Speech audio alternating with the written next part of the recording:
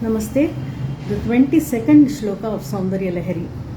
Bhavani tvam dase mai vitara drishtim sakarunam iti stotum vanchan kathayati bhavani tvamitiyaha tadaivatvam tasmai dishasi nija sayujja padavim mukunda brahmendra sputamakuta nirajita padam. In this shloka, Sri Adi Shankaracharya has given the world most generously a wonderful treasure. He has revealed a magic that will work instantly. Actually, he has opened the shloka with the magic. Bhavani tvam, Bhavani, that is a magic. That is a Rahasya Nama of Lalita Mahatripura Sundari. This particular name will instantly connect you with the goddess and evoke the goddess, manifest her instantly. He has conveyed this through his Bhavani Bhujangam, Bhavani Ashtakam, Gatistvam, Tvameka Bhavani in Bhavani Ashtakam. Gatistvam, Tvameka Bhavani means you are my refuge, you are my only refuge, O Bhavani, he says. And in Bhavani Bhujangam, in the last stanza, if I remember right, Bhavani, Trivaram, Udaram, Muda, Sarvada, Ye Japanti. न शोकम न मोहम न पापम न भीति कदाचित कथंचित कुतश्चित जनानां कदाचित कथंचित कुतश्चित जनानां. So what he says is, if anyone chants the name, the magical name Bhavani, Bhavani, Bhavani, Trivaram means not necessarily only 3 times, always with Trikarana Shuddhi. That is what he means. And how? Udaram, Muda, Sarvada, Ye Japanti, all the time, without inhibition, without any inhibition, with a total, like full-throated singing. It should come from the bottom of your heart. When does inhibition creep in? Where there is ego, there is inhibition. Where there is no ego, there is no inhibition. So you have to reduce yourself to becoming egoless when you are pleading for her attention. And the third line, na shokam na moham, no sorrow, it removes illusions, no desire, it makes you desireless, that nama. Na papam na bhiti, it washes away your sins. And then no fear, it makes you fearless. Kadachit, kathamchit, kutaschit jananam, that is anywhere, anytime, for anybody from any quarter. One need not be necessarily a big shot or something to please her. It is the intensity of love that matters within oneself. Bhakti is love. Bhakti, that kind of a bhakti, overflowing love. So Bhavani, with that feeling, if you call her, with the name Bhavani, she is instantly with you. In Soundarya Lahari 22nd shloka, he says, Bhavani tvam dase mai vitara drishtim sakarunam iti stotum vanchan kathayati Bhavani tvamitiyaha. This devotee, in fact, Adi Shankaracharya says that he is an ordinary devotee. He is not even asking for her, for the mother goddess, to treat him as a child, as her child. All he is asking for is just give me a sidelong glance of compassion. He is actually feeling, he is saying, Dase Mahi, I am your slave. So he has removed all ego. That is an implication there. Dase Mahi. So Drishtim Sakarunam, he wants a compassionate gaze. That's all he is asking for. That's all. So Bhavani tvam dase mai vitara drishtim sakarunam iti stotum vanchan kathayati Bhavani tvamitiyaha iti stotum vanchan. He is not still spoken of his desire. He is thinking. His desire is to speak. Ask her to look at him. Cast her compassionate gaze, glance on him. That is his desire. It is still there. So he opened, and he is a very ordinary person. He is not one big Vedic scholar, or he is not one big musician, or a big shot, or a business tycoon, or a big royal personage, nothing like that. He is a very ordinary person, but his qualification is he is without ego. That is how he is able to say, I am your slave. Will anyone say, I am your slave? So that shows he is egoless. When he becomes egoless, she dwells within his heart fully. So he opens his mouth to say, Bhavani Tvam, that's all. The moment he says, Bhavani Tvam, she is there with him instantly, and she gives him more than what he is seeking. All he is asking for is her sidelong glance, whereas what she does to him is she lifts him up and puts him on her lap, because he is the child, her child. And actually this is so wondrous. He is not even expecting it. He didn't ask for it. He wants only her sidelong glance, whereas she is Bhavani. She responds to that name instantly and to his egoless state, which makes him say that he is her slave. So she instantly lifts him and places him on her lap. Bhavani, what is the meaning of the name Bhavani? Bhava means it's the name of Shiva. Bhavani is the divine spouse of Shiva, Shakti of Shiva, the female counterpart of Shiva. So Bhavani means she is the goddess, the spouse, divine spouse of Shiva. So that is the noun form. Whereas there is a verb form. The meaning of Bhava is being, a state of being present.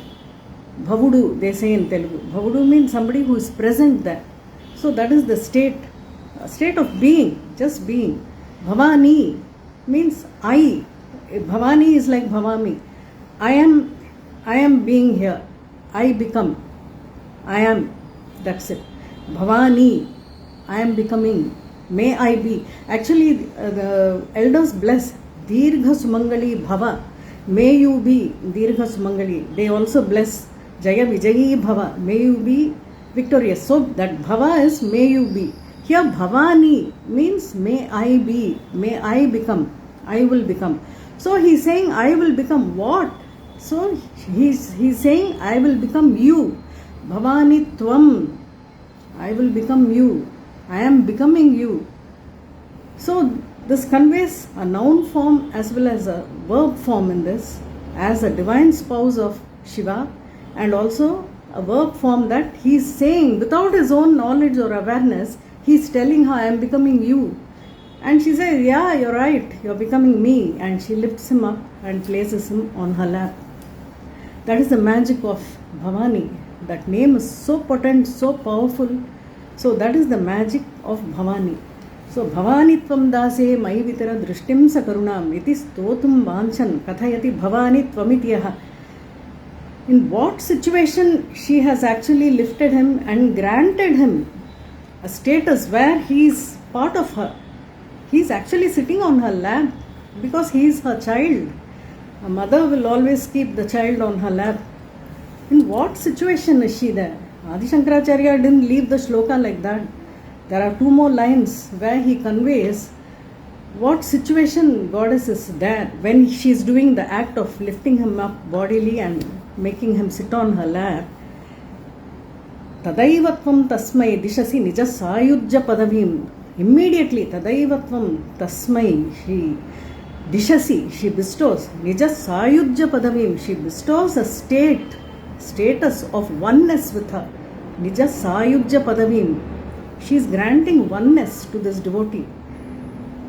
So he is part of her now. He is at what time? Mukunda Brahmendra Sputamakuta Nirajita Padam. Mukunda, Vishnu, Brahmendra, Brahma and Indra, Sputamakuta, Nirajita Padam. All these three gods, they are performing Harati, Nirajita Padam. We just light a camphor, Karpuram at home, and we show like this, and it has a golden glow, and we do that Harati, and these three gods are performing Harati to her with what? Not with camphor. They are performing Nirajanam to her feet, Padam, with their crowns, Sputamakuta. Makutam is crown. So with their crowns they are performing. How are they performing? They didn't remove it and keep it next to her feet. They are bending their heads down at her feet, paying their, worshipping her. So their crowns, Sputamakuta, radiant crowns. Now, you see, Devas, they are the gods, powerful gods. The crowns they are wearing, they are embedded with precious gems. Precious means not precious gems that are available on Earth planet. We see so many royal families, business tycoons, great rich people wearing such jewelry. We are actually amazed at the beauty and the grandeur of such jewelry. All that is a speck compared to the kind of gems, the kind of precious gems embedded, studded in their crowns, because they all belong to a Devaloka. Those gems are not belonging to planet Earth. They are in some Devaloka with dazzling, brilliant colors, beautiful colors that we haven't heard of, precious gems that we have never heard of, never seen or even imagined. They are beyond our comprehensions. And even the colors, we are aware of only certain colors. When a rainbow consisting of only 7 colors has so much brilliance and radiance, you can imagine the exotic gems that they are wearing in their crown, what kind of colors they should be exuding from the crown. And the devas behind them, entire Devaloka will be behind them. In India or any other country, if you see a leading political figure or anybody goes, or actor, a superstar goes, they have a big entourage along with them, a convoy. Nowadays they even have bouncers, a new name I am hearing. So when that is the case on Earth planet, you can imagine what it is in Manidvipa island, where the Queen Mother is sitting royally on her throne and all these gods are visiting her in Manidvipa. She is not going there for them to bend down and pray. They are coming there, and when they come, what kind of gathering will be following these powerful gods, Vishnu, Brahma and Indra, from their respective lokas. They are all coming behind them, and when their leaders are bending their heads, the entire entourage, they are all bending their heads like this. And the kind of precious gems that are following, the dazzling colors that are bathing, they are literally showering on Mother Goddess feet. The colors that her feet are surrounded by these pearls, they are performing the Neerajanam. They are performing the Neerajanam. In that status, she is in Tanmayatvam. She is in a blissful state where all the gods are worshipping. The entire Devaloka is present there in Manidvipam. The entire Devaloka behind their respective leaders, and they are all bending their heads, and with their crowns they are performing Neerajanam to her feet. In that state, she is lifting this good for nothing fellow. Why I am saying good for nothing fellow is because I take this liberty. The same phrase has been used by Mahaperiyava in his interpretation. He says that this devotee is not a scholar. He doesn't know anything. All he knows is he is just yearning for her love, for her sidelong compassionate gaze. That's all. He doesn't even know the results of what he is asking. He just wants, he is satisfied with that. So such a very, very common person he is. Such a person, she is giving a status when the entire Devaloka, their leaders, they are all bending their heads while worshipping her. Then what happens? Even this devotee is getting all those felicitations along with his mother. What a status it is. And when a shloka is there, it is up to us to expand it, to explore it, and to gain deep insights into the shloka. So the shloka shows us, we have to picturize Manidvipam, how she is sitting there, Mother Goddess is sitting there, how these 3, Vishnu, Brahma, Mahendra, these great leaders of the entire universe, creators, they are all there to worship Mother Goddess, and behind them their respective devas from their lokas. This is how Adi Shankaracharya has stated, and it is left to us to visualize, expand the scene and imagine the entire scenario. For us to actually, this is a form of meditation where you live the shloka, you feel the shloka, you visualize it. and you get all the blessings of this shloka. And on a very mundane level, this shloka will clear any misunderstandings between mother and children on a very mundane level, and it gives you all material pleasures as well as moksha, and finally the ultimate sayujya with Mother Goddess. Thank you.